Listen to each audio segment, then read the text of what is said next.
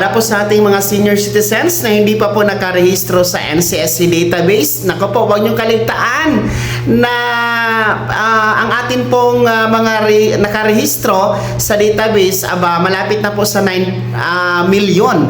No? Sa ngayon kasi, January 15, 2026, nasa 8.9 million na po ang nakarehistro sa database ng NCSC.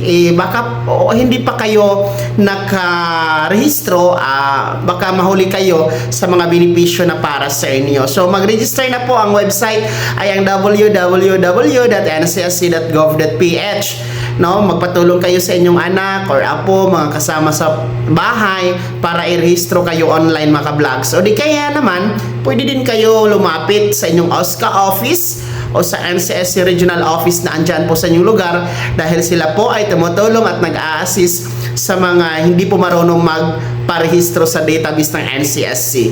So, mag-register na dahil ngayong 2026, marami po tayong mga benepisyo, programa at serbisyo na makukuha po mula sa gobyerno para sa inyo, mga senior citizens.